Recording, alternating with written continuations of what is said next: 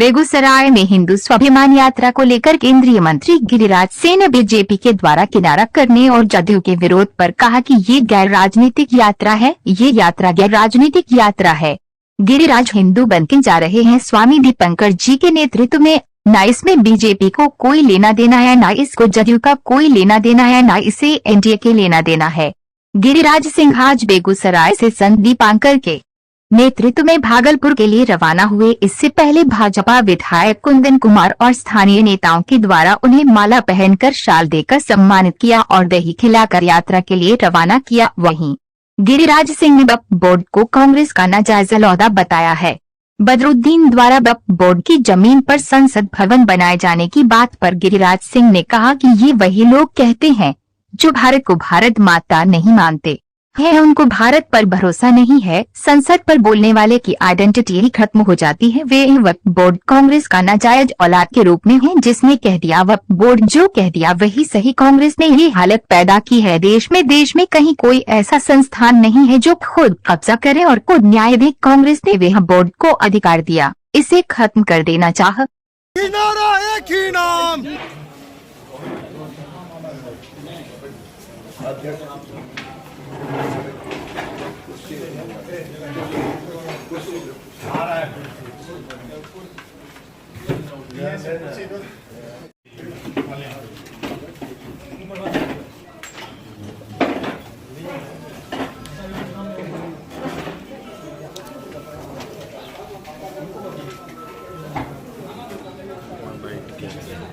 आपको परिचय कराऊं, ये स्वामी दीपंकर जी महाराज हैं, जो करीब 2.5 साल से 2 साल से ऊपर पश्चिम उत्तर प्रदेश सहित देश के कई भागों में भिक्षा यात्रा करते हैं। भिक्षा यात्रा का मतलब है सनातनियों को, हिंदुओं को एक करना। ज्ञान जी आ जाइए आप पीछे। सनातनियों को एक करना और इन्हीं के नेतृत्व में मैं कल से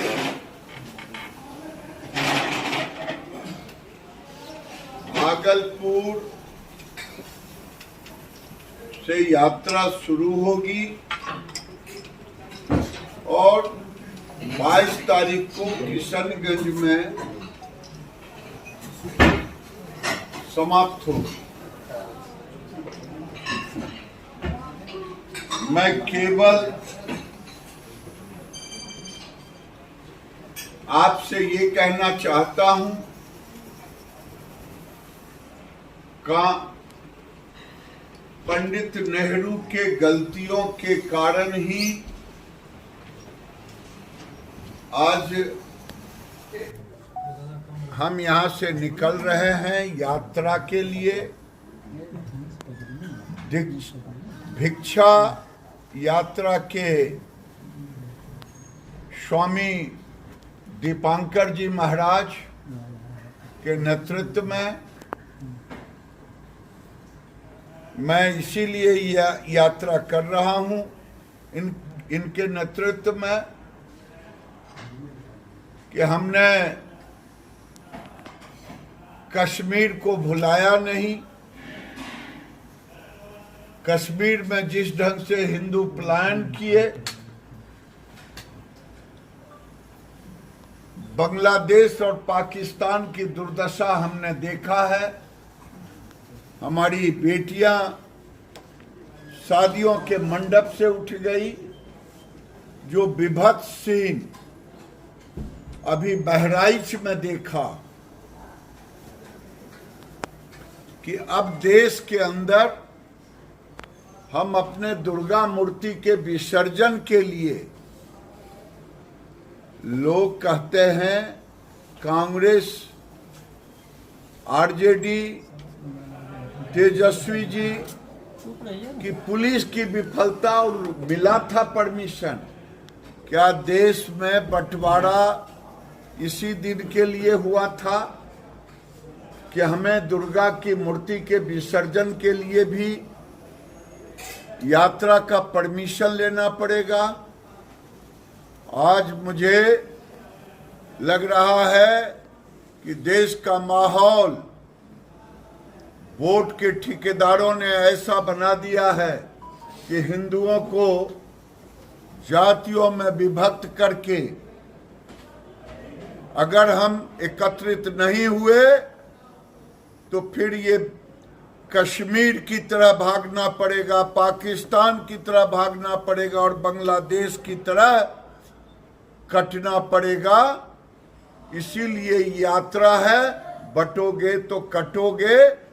हम लोगों को, हिंदुओं को बताने के लिए, एकत्रित करने के लिए, जगाने के लिए यात्रा की शुरुआत हम आज चल रहे हैं। आज भागलपुर रहेंगे और भागलपुर के बाद 22 तारीख को किशनगंज में इसका बेगूसराय से चलेंगे भागलपुर, भागलपुर से कटिहार, नवगछिया होते हुए कटिहार, कटिहार से पूर्णिया, पूर्णिया से अररिया, अररिया से किशनगंज। मैं सबसे कहना चाहता हूं, कई लोग रास्ते में छाती पीट रहे हैं, वोट के सौदागर। उन छाती पीटने वालों से कहता हूं, हिंदू ने आज तक कभी न दंगा कराया है, न उसके जुबान से कोई किसी के प्रति घृणा वाली शब्द हुई। हम अपने को बचाने के लिए निकल रहे हैं, अपने अस्तित्व के लिए निकल रहे हैं। अगर अस्तित्व ही नहीं रहा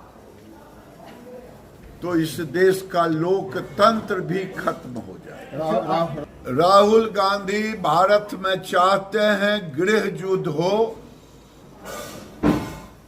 और इसीलिए वो हल्की बात करते हैं, कानून को वो नहीं मानते हैं। अगर उनको इतना ही था तो कांग्रेस को चुनाव का बहिष्कार करना चाहिए था। मैं कहता हूं, ये वही लोग कहते हैं जो भारत को भारत माता नहीं मानते हैं, उनको भारत पर भरोसा नहीं है। संसद पर बोलने वाले की आइडेंटिटी ही खत्म हो जाती है और वक्फ बोर्ड कांग्रेस का नया नाजायज औलाद के रूप में है, जिसने कह दिया कि वक्फ बोर्ड जो कहे वही सही। ये कांग्रेस ने ये स्थिति पैदा की देश में कहीं कोई ऐसा संस्था नहीं जो खुद कब्जा करे और खुद न्याय दे। यही वक्फ बोर्ड को कांग्रेस ने अधिकार दिया, उसको खत्म करना चाहिए। ये यात्रा गैर राजनीतिक यात्रा है।